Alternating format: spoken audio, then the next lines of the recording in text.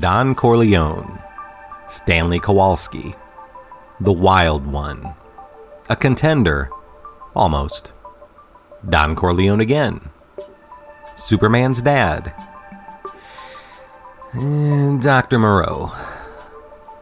Marlon Brando was and is a legend of the cinema.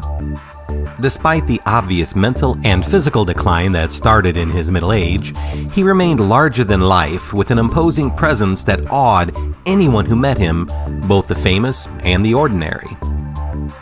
Though not in the industry myself, one of my acquaintances is a legendary voice actor.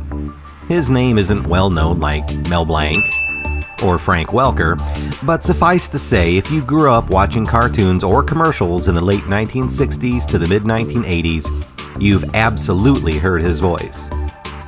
He's a very private person, so I will refer to him as Hector, because it's about as far away from his real name as possible, and it's awkward to keep referring to him in the narrative as my voice actor friend.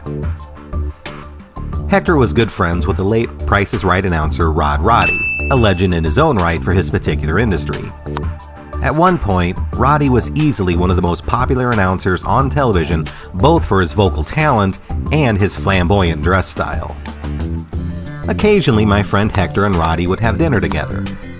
Living and working in Los Angeles, it was not unusual for them to see movie and television stars in the restaurants, so most famous faces were not that big of a deal to either man. There are exceptions, however. One evening, while the two of them were seated at a popular dining spot, Roddy nodded over Hector's shoulder and said, "There's Marlon." Hector turned his head and, sure enough, Marlon Brando was just inside the entrance, accompanied by a woman and child. After a few moments spent watching the star get seated, Hector and Roddy resumed their dining conversation. Eventually, Roddy had to visit the toilet. Upon his return, he was wearing a bemused expression. He told Hector that while leaving the restroom, he had bumped into a smiling Brando. To Roddy's surprise, the famous actor spoke warmly to him, shaking his hand and saying how good it was to see him. In fact, Roddy told Hector, this was not the first time this had happened. Roddy had bumped into Brando on a previous occasion, and the actor had greeted the announcer then just as eagerly.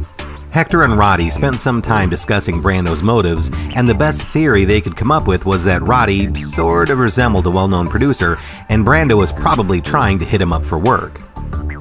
Eventually, though, it dawned on Hector just what was going on. "Rod," he said, "Marlon isn't working much anymore. He just sits around all day watching television. He's a fan."